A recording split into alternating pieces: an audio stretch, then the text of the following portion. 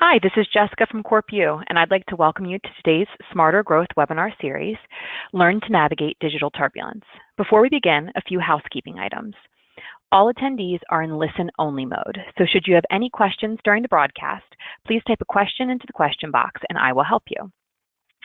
We are recording today's session, and we will share via email and on our website following the webinar, and we do want the event to be interactive, so please don't be shy, ask questions as we go along.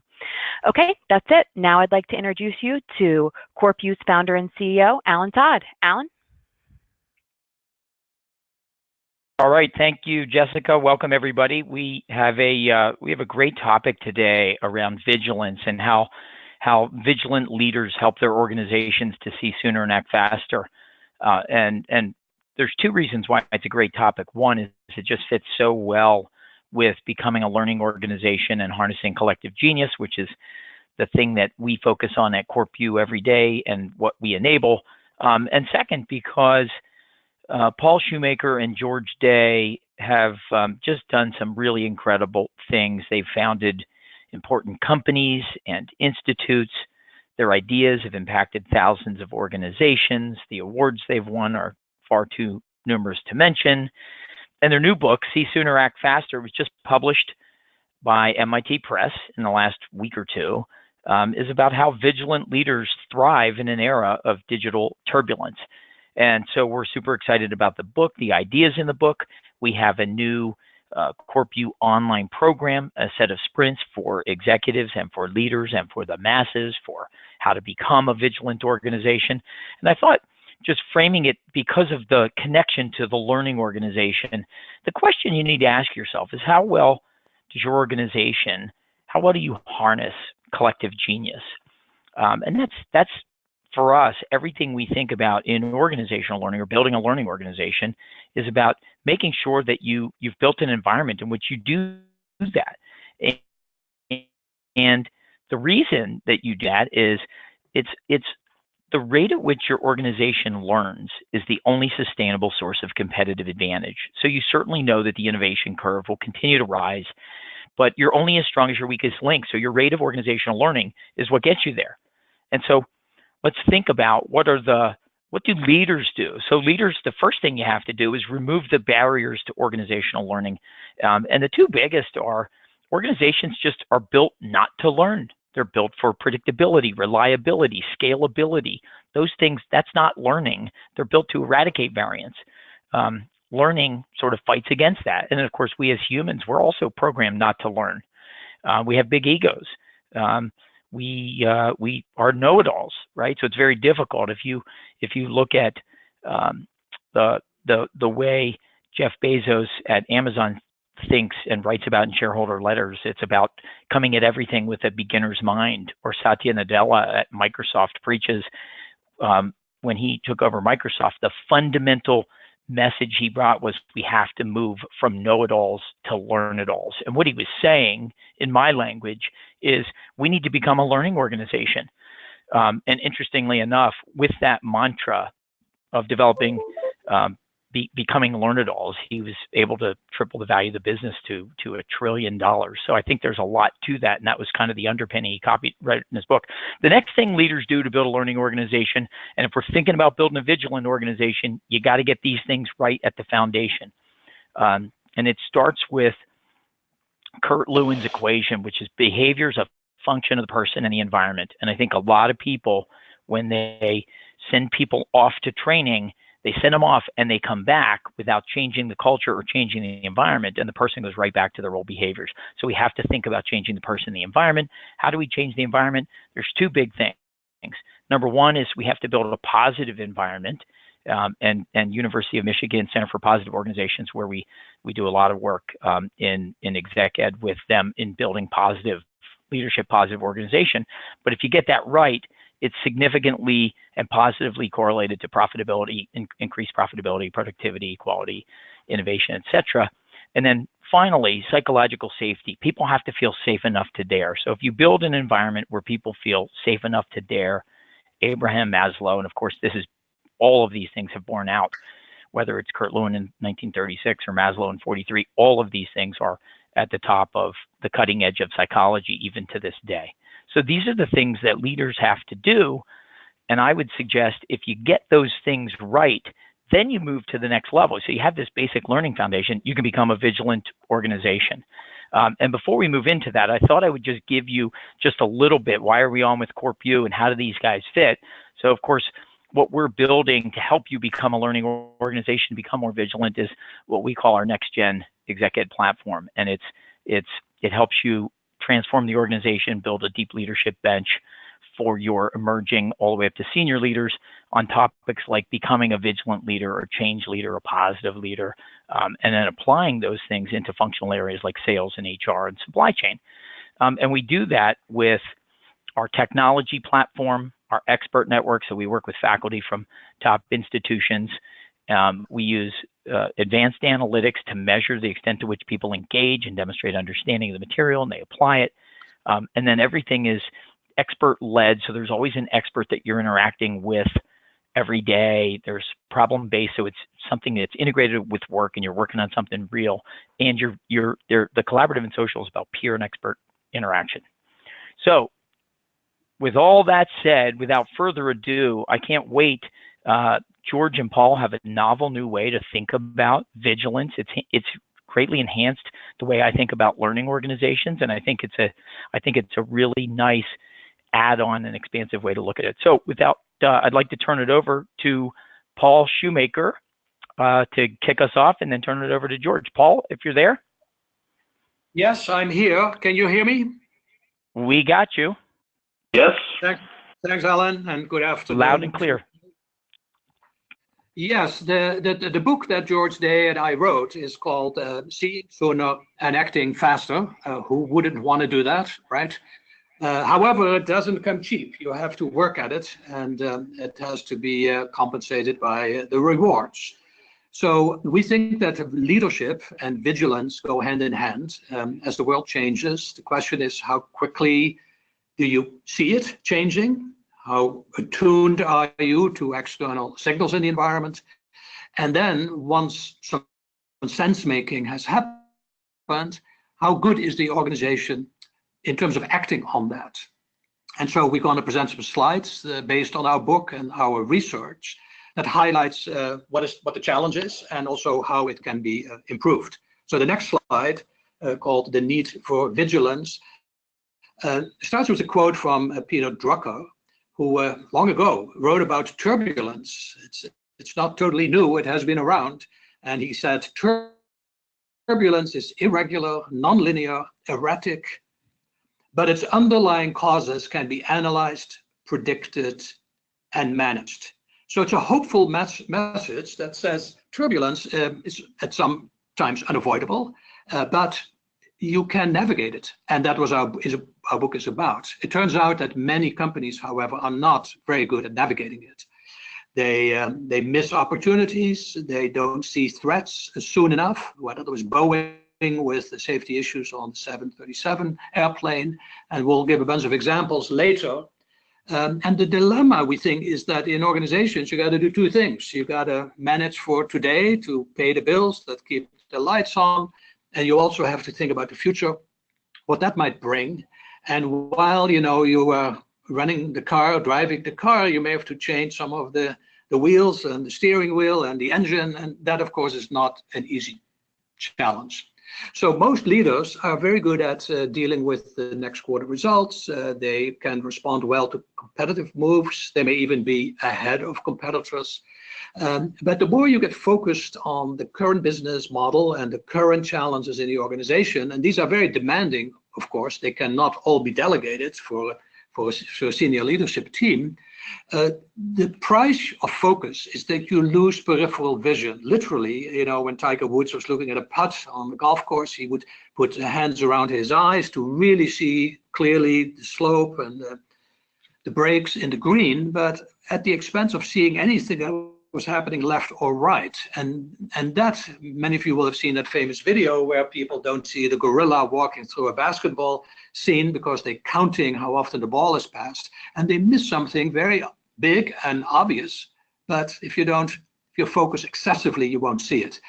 So the long run dangers are that You cannot see around the corner then. You won't pick up weak signals, faint stirrings, anomalies that are happening in the business. And even though people may be telling you these things, oh, I'm puzzled about this, or this was happening, or why did the competitor do that? If there's not a curiosity, there's not a frame of mind that says the world is continually changing, I have to work extra hard to stay abreast, then you will fall behind.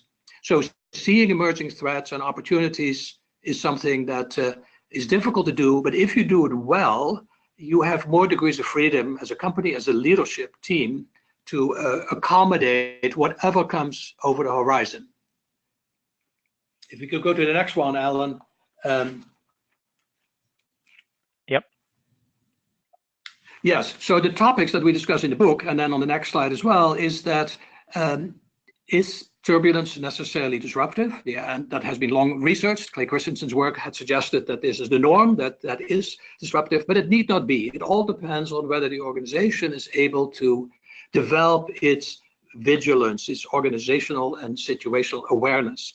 So why do organizations get surprised? Well, a lot what is crept into large companies, and I used to work for Royal Dutch Shell, and of course I will only say very positive things about that organization, but I can surely recall cases where there was much internal focus. In the old days of Rolodexes, some of the executives there, most of the contacts in their Rolodex were other people from that same organization. That's an insular, inside perspective. Obviously, the bureaucracy, the death by PowerPoints, and these things become the antithesis of agility.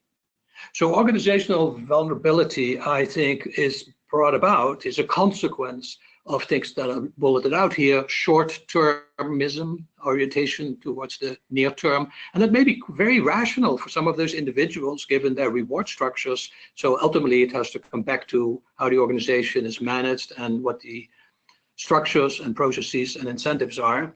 An inside-out mindset, most companies try to make the best of their current hand of cards. How can they play that even better and get more market share and more profit and more growth?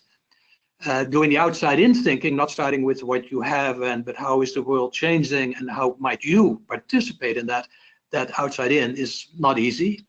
A lack of curiosity, how curious are the executives really about what's happening that's not immediately relevant to the near-term results? And CEOs differ in that regard. Poor information sharing, there's obviously turf issues, information doesn't stream up very naturally. And in some companies, the mentality is that all wisdom comes from the top down.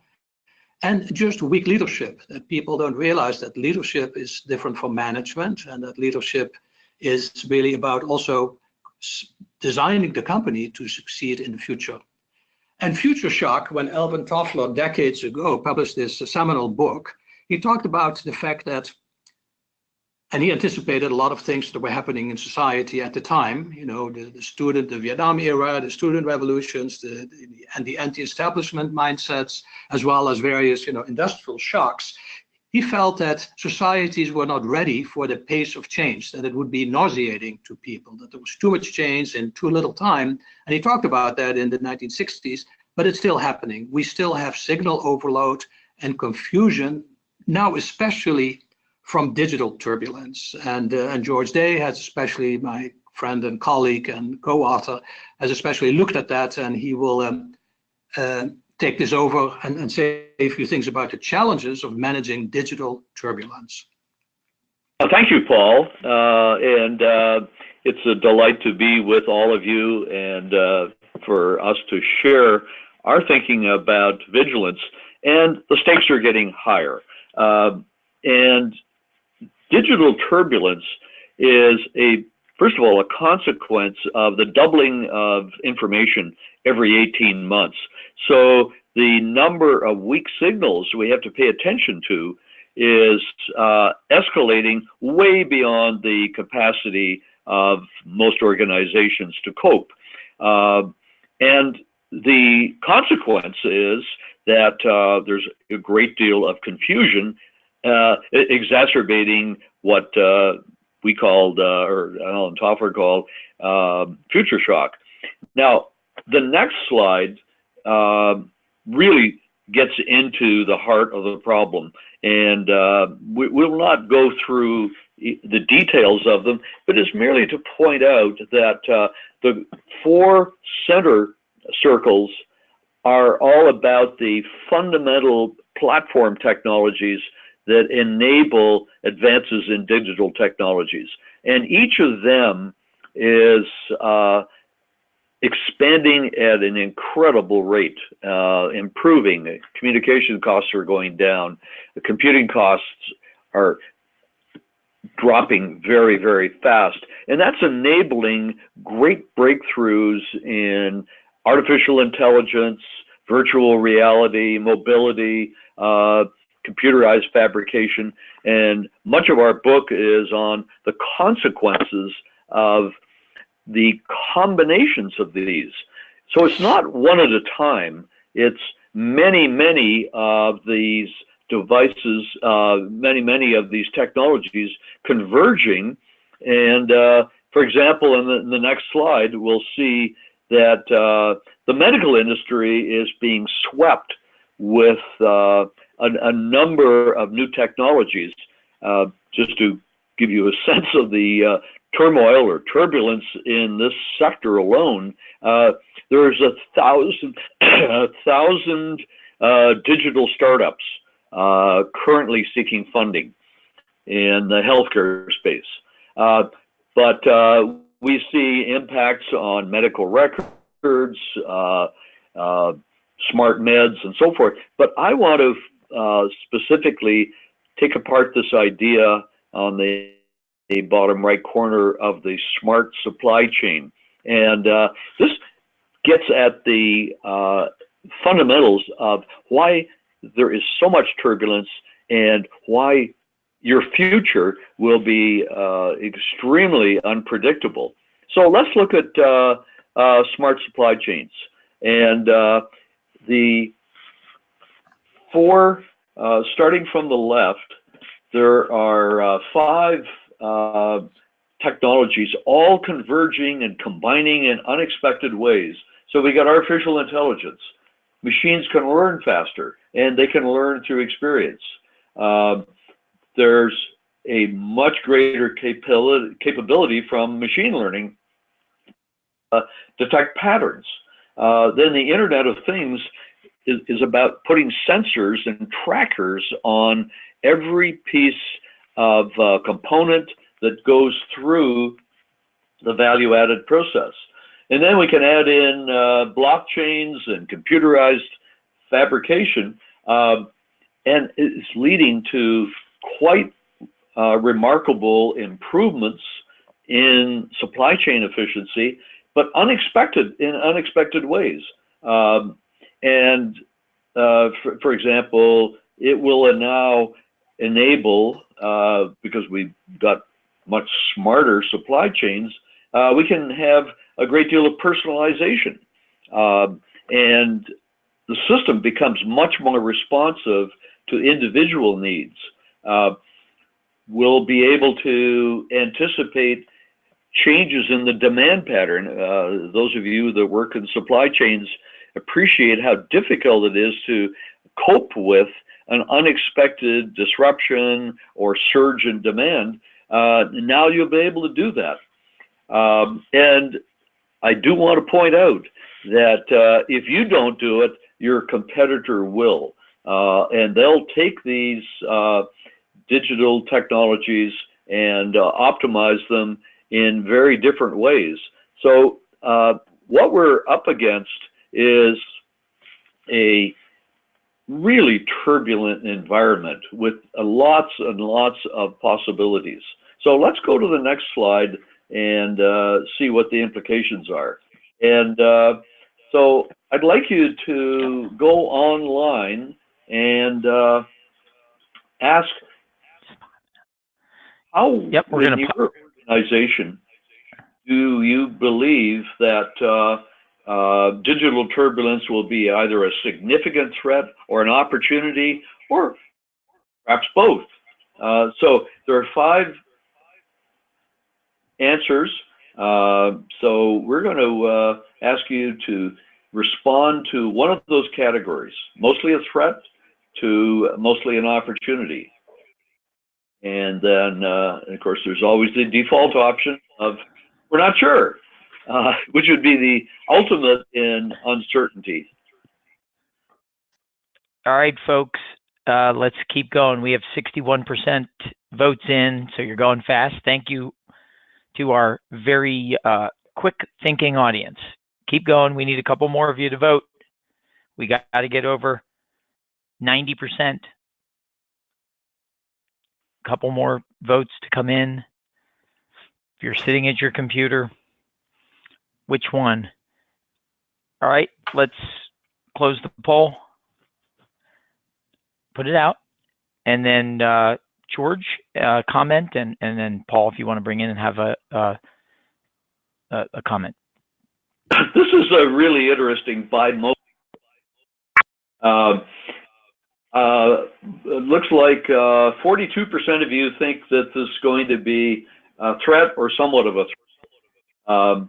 And those are probably in highly turbulent environments with a lot of change taking place. But there are others that are seeing tremendous opportunities. And the message of the book is these will only be opportunities if you see them ahead of your competitors, both current and potential.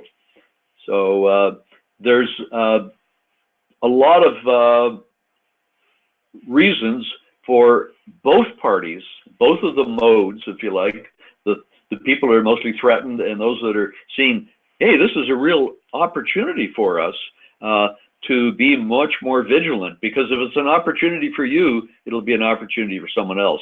Paul, do you have any thoughts? Not really much difference. No, it's very bimodal, and clearly it is both a threat and opportunity. And since people were forced to pick one answer, it may indeed be the case that for many it is both as well, just not across the participants, but within any one company. Yep.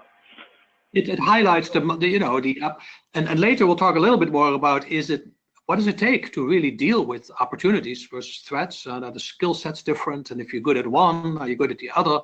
So this will tie to the skill building, because if all of your things were mostly opportunities, you may approach things somewhat differently than if the majority of the the digital turbulence expectation is that it mostly would lead to threats. Not atypical. That takes us, I think, Paul, to the next slide on, okay, what have we learned about vigilance and companies that are able to really capture the signals, understand them, and move quickly. So we're talking about essentially seeing over the horizon, or what Jack Welch calls a sixth sense, ability to see around the corner.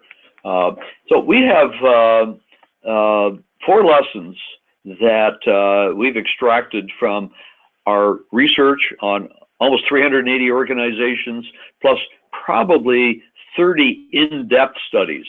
And here's the highlights of what we've learned. Firstly, vigilance is much more about anticipation and being alert. Not just individually alert, but alert as an organization, than it is about prediction.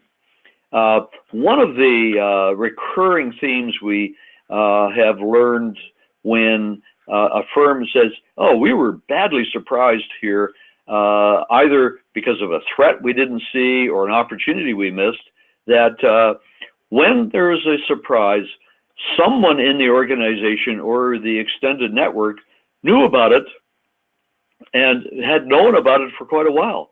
But leadership didn't know they knew, and they didn't know leadership needed to know.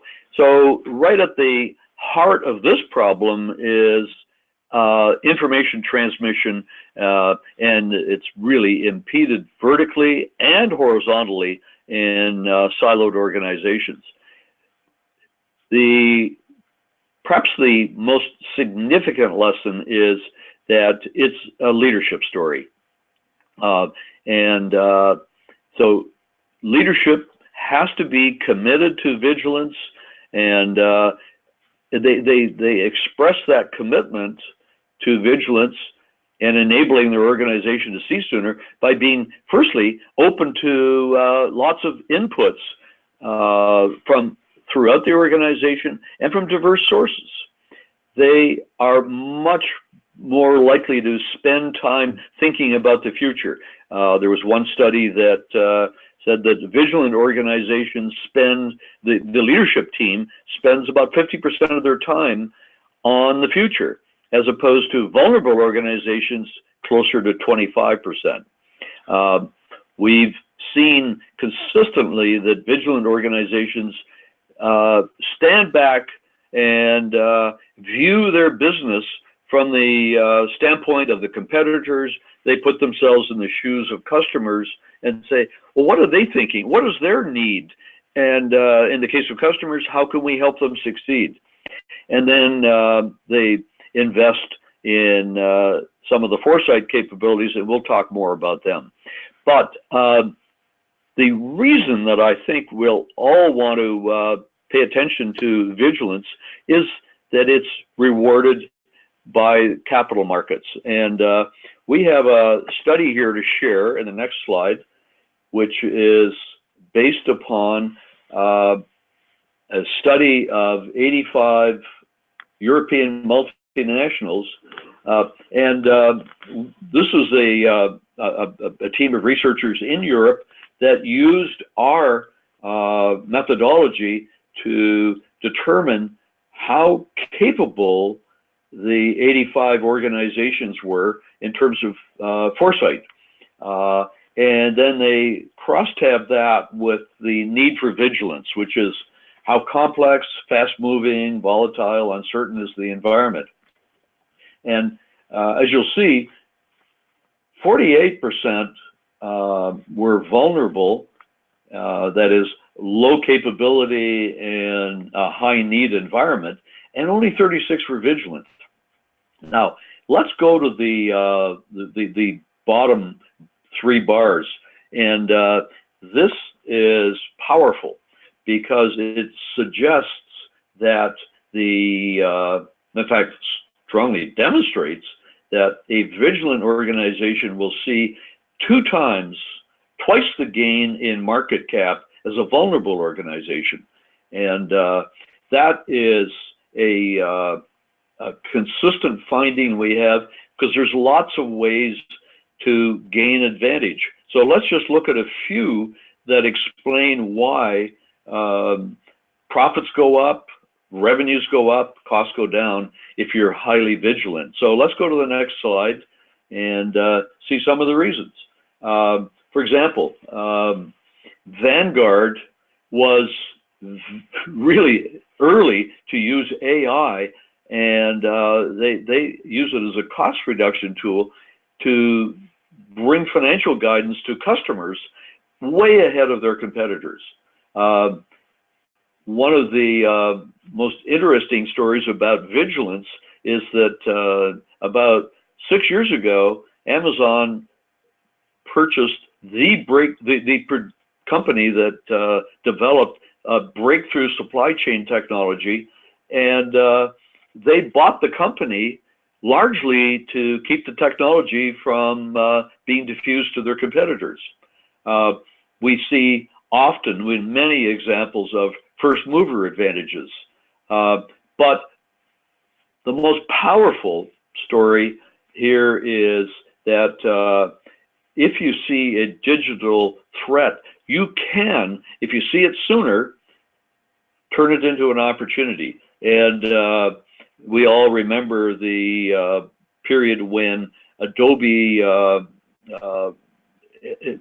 software programs were sold as shrink-wrap packages. And they saw way sooner than anybody else the threat or the possibility of storage of images and data in the cloud. And they moved to a subscription model way ahead of rivals, both capturing all the gains, so they increased revenue dramatically, and they put their rivals at a disadvantage. And then lastly, we see that digital technologies and vigilance in applying them tends to reduce friction and lower costs, and ultimately raise revenue as well. So I think we're ready to raise the next.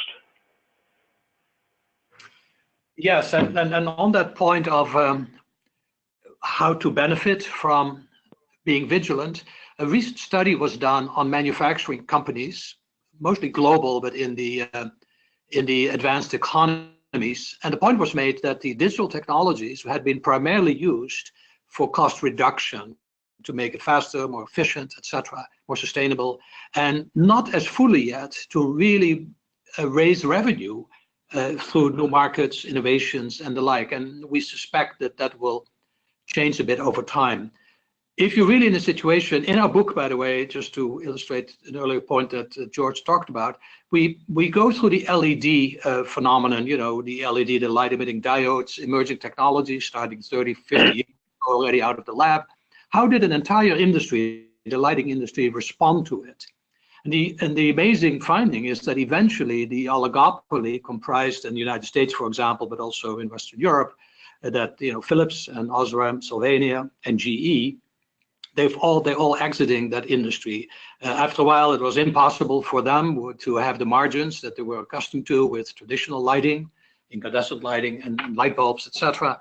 And that the Chinese were just much better in making LED lights. And because Philips had been looking at this quite systematically and early, both in Europe and in the United States, and not just from a lighting viewpoint, but also health and agricultural productivity and other applications of light, they started to realize fairly early on, and earlier than the other two main rivals, that it would be very difficult to keep. They were in the margin trap. That was not a business they could run if the margins were going to be that thin. And so they were one of the first ones to start to systematically sell off to others the traditional lighting businesses. And then GE did it, and Osram Sylvania is also doing it, but still keeping in the automotive sector and some other sectors in some more limited ways. The point is that it's both on the upside and the downside that you can benefit from being vigilant. So this particular slide here, 21, asks the question, how vigilant is your organization really? And we have a longer survey that goes into all of these points mentioned here, but you can see that there's four major factors that underpin to what extent there is vigilance in an organization. And the leadership's attitude, posture, commitment to wanting to be vigilant is rather crucial. And it can be if you do the survey, people can be along a spectrum from very low, scoring low on that dimension, and very high on the right side. So the vulnerable organizations have a posture that is more short-term focused, more comprised of conventional thinkers. They have a limited interest in things that are outliers, that are, you know, perturbations or anomalies in the industry. They will wait till others figure it out further. And they favor more familiar settings, whether it's in the conferences they attend or the markets they operate in, etc. And I think the vigilant organizations tend to play a longer game. They realize that it is not just how well you play the current hand of cards, but how well you build a new hand of cards that may overlap, hopefully, but sometimes it's quite different from what you started with. And they're more willing to challenge assumptions at a deep level, deep dialogue, the way some companies have done by challenging the fundamental reason, like in the lighting industry, Philips saying we can no longer be in traditional lighting markets in the developed world. And their involvement in networks far beyond the traditional networks. The other is the strategy making process. How do we go about strategy formulation? Is it a more inside out? Okay, we have these strengths and weaknesses, sort of the SWOT analysis, and then another set of threats and opportunities out there, and how do we play into that the best? Unfortunately, you start then from your own position. So it is somewhat a status quo oriented mindset because you define the strengths or weakness relative to what you currently are, and also the threat and opportunity. Inside out thinking is not as powerful in terms of changing and adapting to change as an outside in orientation, where you start not with yourself, but with the outside world and ask, okay, how is it changing? Why is it changing? What does it mean for us? But you don't start the meeting by listing the things you're good at and bad at and how you might do it better in the current markets. you take a broader view of the environment. And that relates to what is the approach to uncertainty. Do you only make investments when the uncertainty has been reduced to risk so that probabilities can be put on it and PV analyses and options thinking and decision trees can work? Or are you entrepreneurial and are willing to go into and venture into the unknown where it's not risk anymore, it's not known probabilities, it's unknown probabilities, and there's even ambiguity about what the nature of the problem is. And there may even be a great deal of ignorance about where the market or a technology or the combination thereof may be going. There's also the approach to foresight. Is it a more reactive, what George mentioned earlier, formulaic, budget-driven? How are failures looked at? As Einstein famously said, if you've never failed, you never tried anything new or anything different. And so the vigilant organizations have a greater tolerance for well-intentioned mistakes, and they view investments through a portfolio lens, through an unreal options perspective, that the strategy is essentially a set of options on the future, not all of which will be played out. And it is fine that a good chunk of them, just like in the venture capital business, if 1 out of 5 ventures works there, they may be happy. There's enough gain in that one big one to compensate for the losses elsewhere. So that is more the approach of the more vigilant organizations. And it does also matter how well the organization internally shares information. What is the coordination and the accountability for being vigilant, for sharing information about anomalies or surprises, or learning more from mistakes than otherwise would happen. And the survey that we developed, which you can take separately from this later on if you like, kind of does a benchmarking of where your organization stands compared to others. This is an opportunity to quickly get not a full survey, but a quick sense of where you think you are. Ellen, you want to set that up? Voting question 2. Yep, here we go. Let's launch our second poll, folks. We'll be up here on a second. There you go. If we can start voting.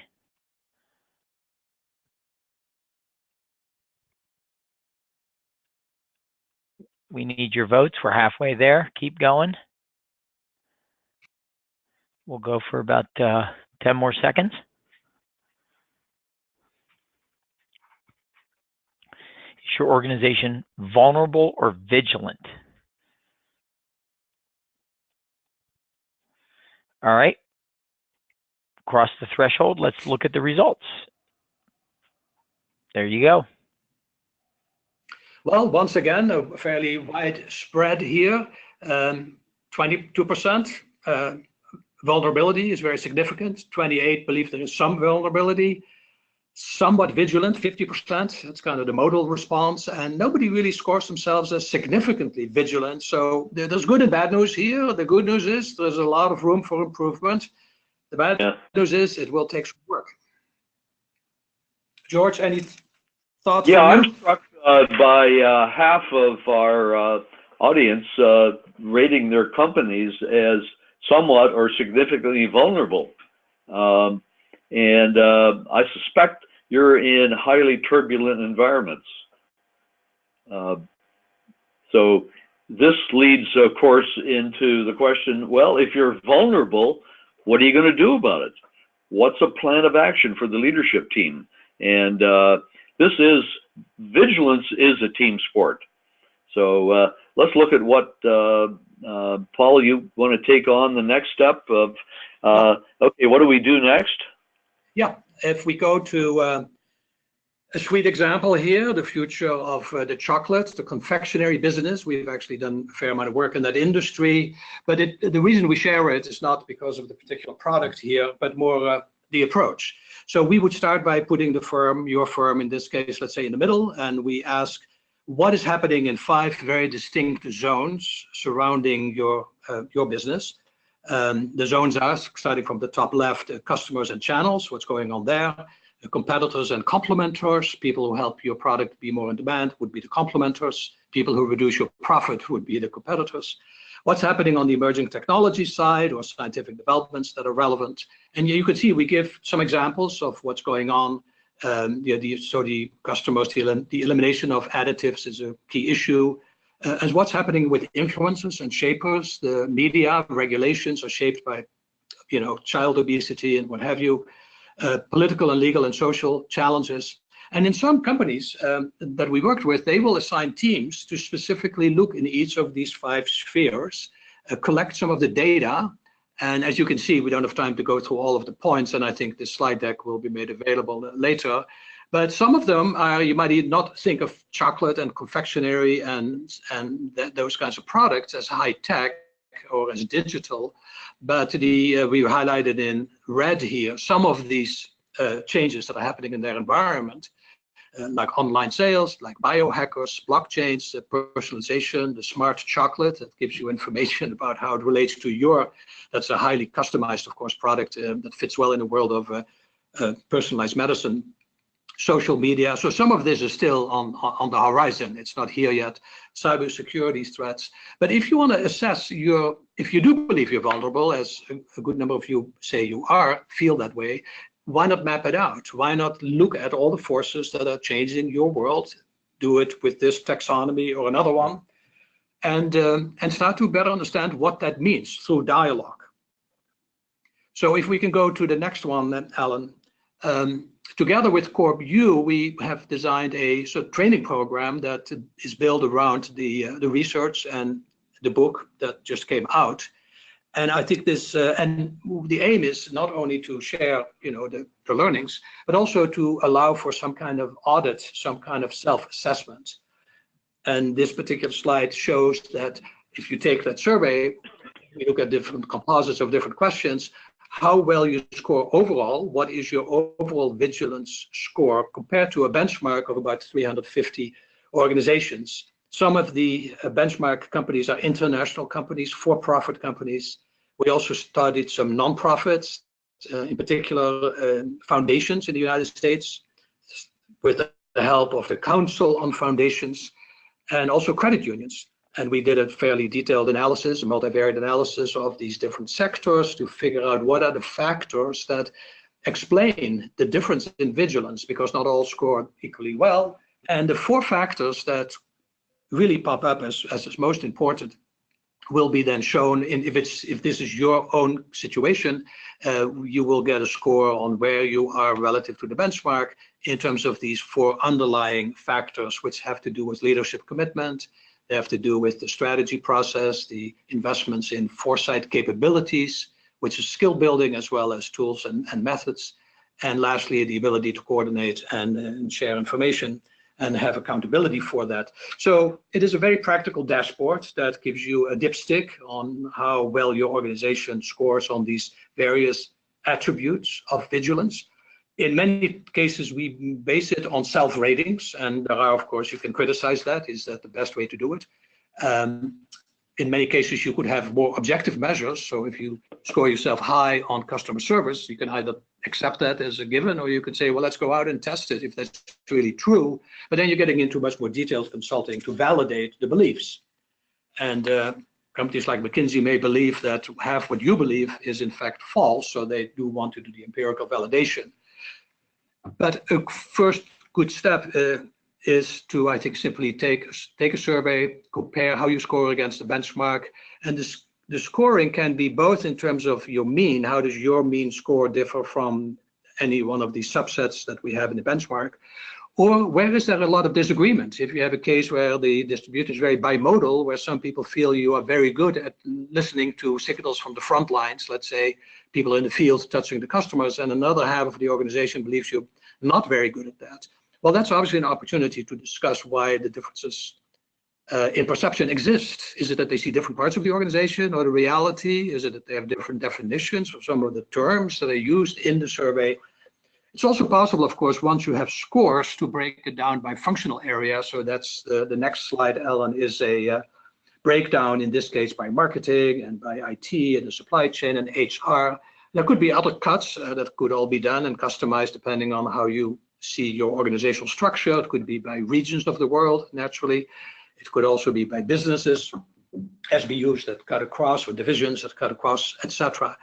And just to give a flavor of how this benchmarking works, this was disguised with another company, but also a composite of scores. But what you would get essentially is, if you do a short version of the survey, 13 questions that relate to these four factors, you basically get your mean score. So if you have 50, 100 people completing it in your organization, then you see what the standard deviation is, how much spread there is, the sample size, this case was 63 people. But then we can compare it against the benchmark, which is on the right side. And for this particular client, we highlighted in red where they were negative. If you do look at the delta, the last column is essentially the difference in means between yourself and the benchmark. And the red numbers suggest that they're below, sometimes significantly below the benchmark. And that would be an interesting discussion topic for senior leaders to ask, well, is this really true? Or is this a matter of distorted perceptions? Or are we easy graders in case there is all the time above the benchmark?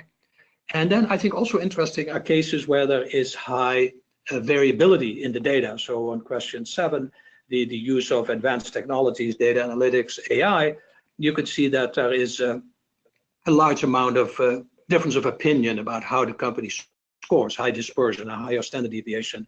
The bottom one, incentives to address weak signals, also has a rather high divergence measure. And we think these are just learning opportunities. This is not about who is right or who's wrong, but really to say, okay, why do people look at it so very differently? And that starts a very useful, healthy conversation by honestly looking at ourselves. And once we know where the relative weaknesses exist relative to rivals, these questions are often relative to rivals or peers, then it's natural to ask, how can we bridge those gaps?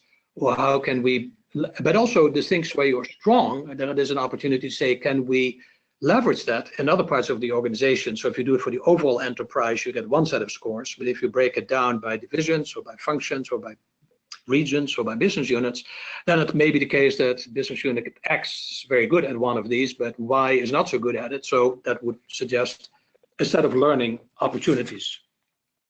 So maybe we can go to another last polling question. In using this framework, how committed is your leadership team to being a truly vigilant organization? Okay, folks, is your leadership team committed to being vigilant, a vigilant organization? 25% are done voting, 35, 45, 55. Keep going. 75. We'll give you 5 more seconds. And we'll close the poll. Give us our results. Paul? Yep. So there is a fairly strong, this is a stronger score overall compared to the earlier two. And, very hopeful that there is a fairly strong commitment to being vigilant, which is great. That's a great starting point then from which to build this into a competitive advantage. But there's also, at least 20% feel that there is little commitment to this, and 44% believe there is some level of commitment, but surely not, 100%.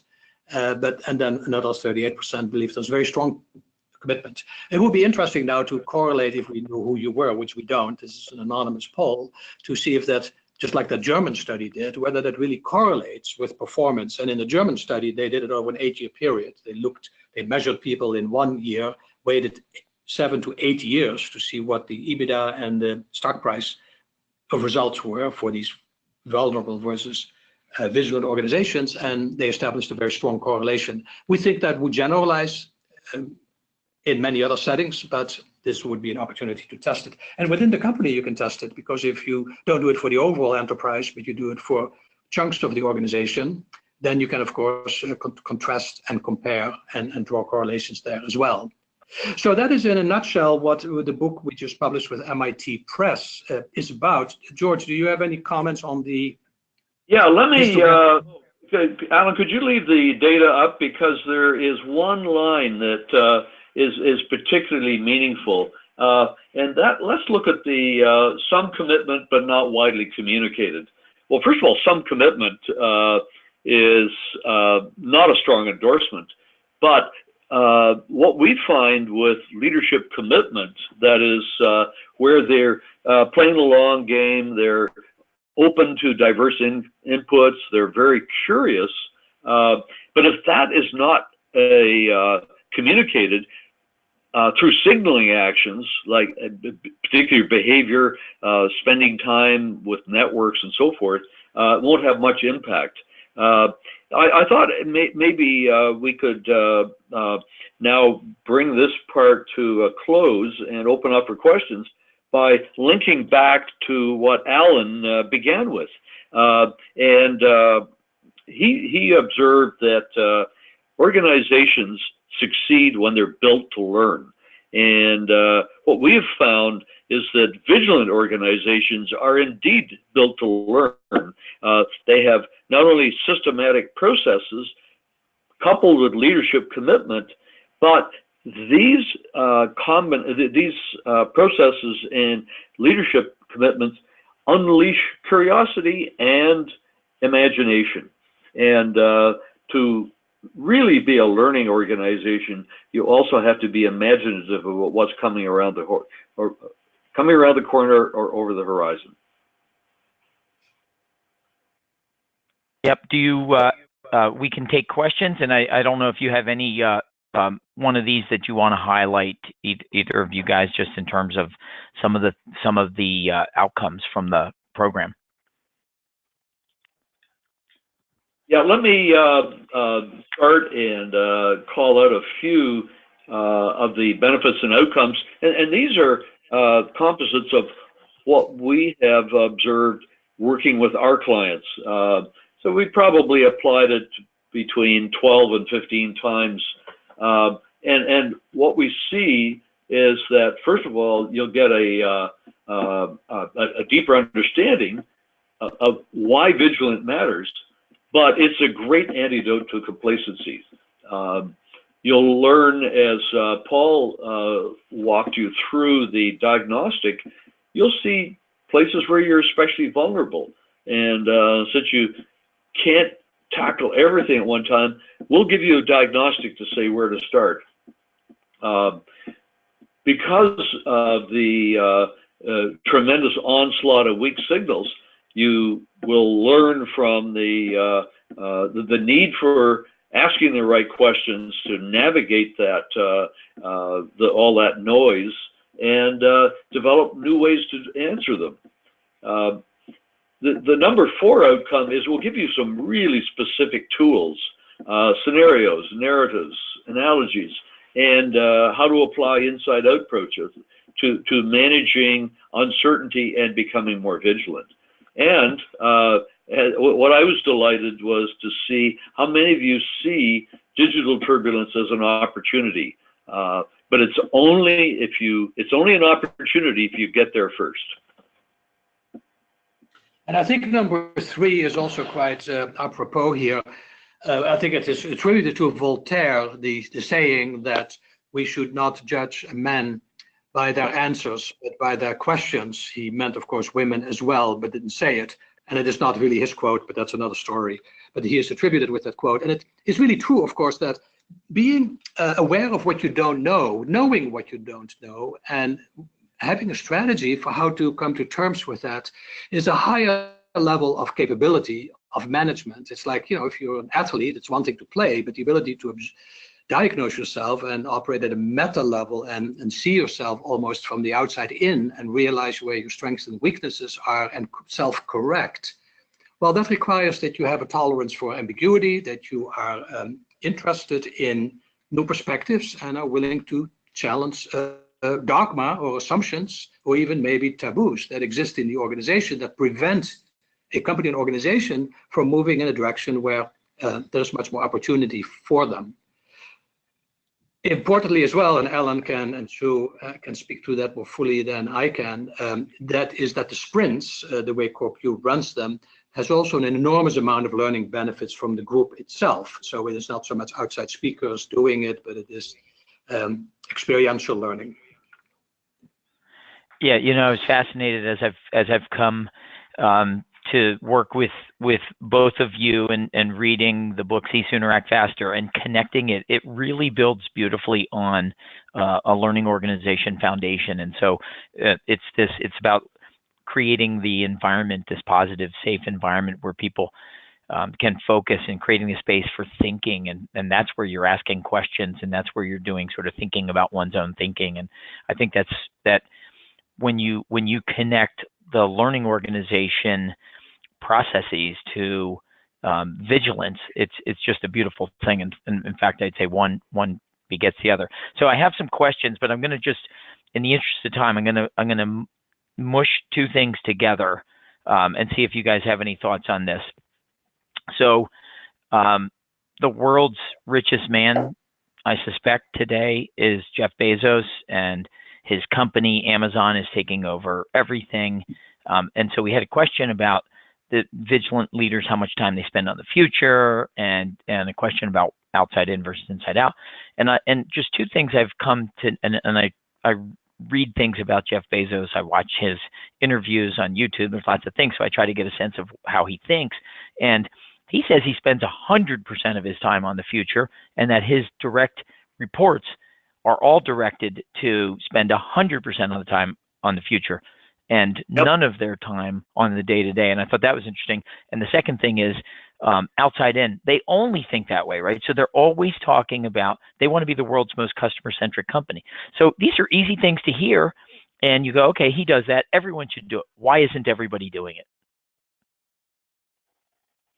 Well, you're exactly right, Alan, that if we go down the list of attributes of a vigilant organization, what Jeff Bezos has put in play is an exemplar of every one of those. They invest an enormous amount in trying experiments.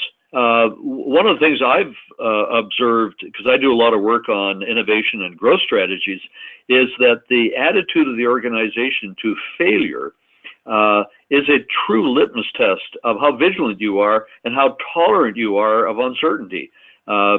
If you treat it as a failure or a disappointment as an opportunity to learn, as opposed to an error where you have to find someone to blame, that tone at the top is pervasive, and it by Bezos enabling a lot of experiments and accepting a fairly high rate of failure. I mean, it's not well known how many initiatives in Amazon have fallen by the wayside, but they just pick themselves up and learn from it and try something else. So he and the Amazon team that he has built is an exemplar of a vigilant organization. Also right, notable thank you, George. that Amazon, Paul, 20 seconds. Yeah, Yep. and Amazon ahead, took Paul. the long view, obviously. Yeah, Amazon took the long view. It was very patient for a long time. It wasn't profitable. And as Elon Musk is now doing with Tesla, they have a longer time horizon, not just in terms of thinking, but also ability to sustain losses or to get capital to make this happen.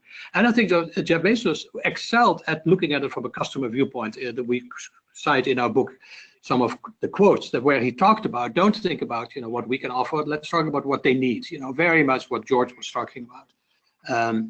A very customer-centric way of looking at the world. But he's the Paul, exception, thank right? you. Yeah, yeah, for sure. I just want to thank you both, Paul and George. Thank you so much for your time today. This has been a fantastic presentation and a great introduction to becoming a vigilant organization. And we'll be following up with folks on today's webinar to try and bring vigilance to their organizations. So thank you both, and thanks everybody for everything. Have a great day. Thank you, Alan. Bye-bye. Yep, bye-bye.